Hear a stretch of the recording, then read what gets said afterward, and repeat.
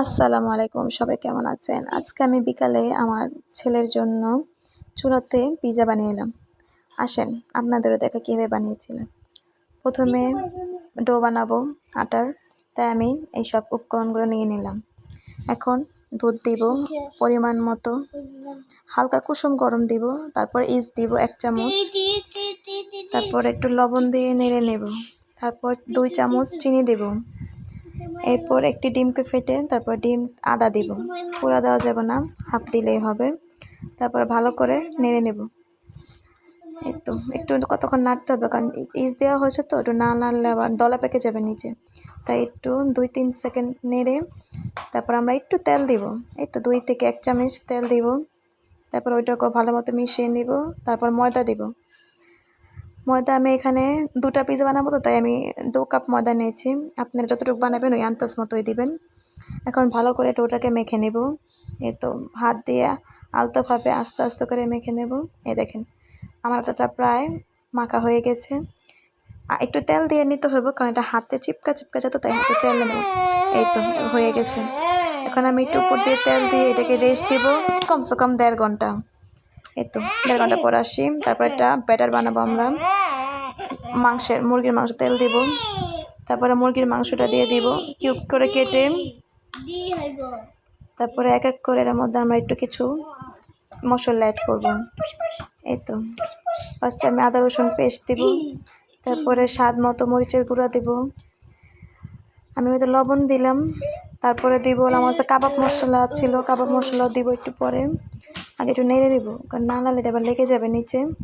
এটা নেড়ে নিলাম। তারপরে দিব একটু সয়া সস স্বাদ মতো।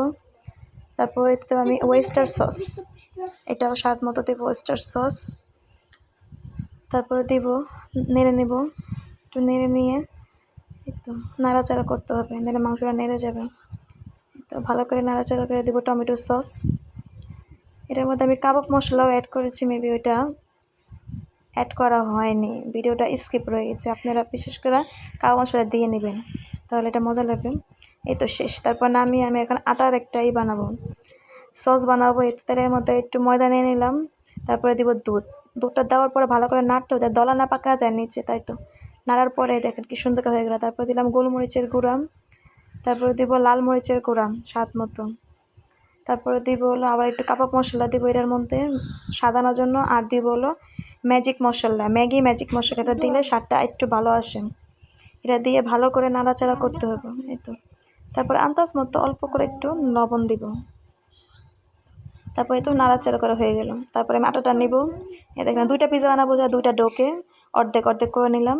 এবার একটাকে ভালো করে মেখে তারপরে রুটির মতো করে নেব, রুটির শেপ করে ভালো করে বেলতে হবে, একটু ময়দা নিয়ে তো এপাশ ওপাশ করে ভালো করে মেখে তারপর একটা বাটি নেব, যেটার মধ্যে পিৎজাটা বানাবো। এই তো দেওয়ার পরে সুন্দর করে কিনারগুলো আমি মুড়িয়ে নেব। মুড়িয়ে নেওয়ার পরে তারপর আমি একটা কাঁচা চামচ নেব, যাতে কাঁচা চামচটা কাচার পরে এটা মাঝখানটা ফুলে না যায়, নাহলে একটা পাউডারের মতো ফুলে বড় হয়ে যাবে আর সব উপকরণগুলো আমার বের হয়ে যাবে। এই তো ভালো করে আমি কেচে নিলাম। তারপরে আমি দিব এর মধ্যে টমেটো সস, একটু বেশি করে সস দিব, কারণ সসটাই তো মজা লাগে আসলে। সসটা দেওয়ার পরে ভালো করে চারদিকে আমরা মেখে দিব। এই তো ভালো করে আমার ছেলে এখানে বসে বসে দেখতেছে যে আমি পিৎজা কীভাবে বানাই। তারপর ওই যে আমি একটা সস বানাইছিলাম, ওই সসটা দিব এর মধ্যে, একটু বেশি করে দিব, কারণ আমি তো কোনো চিজ ব্যবহার করবো না, এই সসটা দিয়ে চিজের কাম দিব। ভালো করে চারদিকে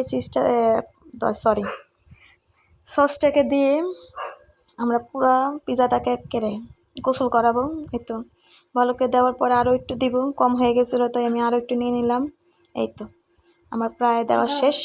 তারপরে আমি টপিং অ্যাড করবো, মুরগির মাংস যে ম্যারিনেট করছিলাম, এখন ওটা রান্না করছিলাম, ওটা দিয়ে দিব সুন্দর করে, মুরগি ভরে দিব, কারণ আমরা এটা বাজার থেকে না, আমরা বানিয়ে খাচ্ছি, তাই মন মতো করে আমি টপিং দিব। এই তো বেশি করে মুরগির মাংস দেওয়ার পরে এবার দেবো কাঁচামরিচ, ঝাল অনুযায়ী কাঁচামরিচ দিবেন। আমি ঝাল একটু বেশি খাই, তো একটু বেশিই দিছিলাম। তারপরে দিলাম হলো রেড বেল পেপার, মানে লাল ক্যাপসিকাম। তারপরে দিব পেঁয়াজ হলো গোল গোল করে কেটে দিয়ে দিলাম, কেটে না, রিং করে দিলাম। এই তো আমার টপিংগুলো দেওয়া শেষ। তারপরে আরেকটু দেব টমেটো সস উপর দিয়ে, সস দিয়ে গোসল করাবো পিৎজাকে, সস। এই তো শেষ আমার পিৎজা। তারপরে হলো সাইডগুলোকে একটু ডিম দিয়ে কোট করে দিব, যাতে সাইডগুলো একটু হালকা ব্রাউন হয় পিজার সাইডগুলো। এই তো দিয়ে দিলাম। আমার কাছে ব্রাশ নেই, তাই আমি মেকআপের ব্রাশে ইউজ করি, সরি টু সে। তারপর একটা ননস্টিকের সেট নেব, এটার মধ্যে একটা পেলা দিব যাতে লেগে না যায়, এই জন্য আমি প্লেটটাকে বসায় দিলাম। তারপরে টাকাটা ঢেকে দিলাম। ঠিক 25 মিনিট পর আমরা এটাকে খুলে দেখবো। দেখেন মাশাআল্লাহ আমার পিজা রেডি, কত সুন্দর হয়ে গেছে। চুলার মধ্যেও পিজা সুন্দরই হয়। এতে এবার কেটে নেব। বিসমিল্লাহির রহমানির রহিম। কোরবানি দিলাম পিজাকে আমি। এই তো যত পিস লাগবে আমি অত পিসই করে নিলাম। কেমন লাগলো সবাই কমেন্ট আর লাইক দিয়ে জানাবেন। আশা করি ভালো লাগবে আপনাকেও, আপনারাও বাসায় বানিয়ে খাবেন। আল্লাহ হাফেজ।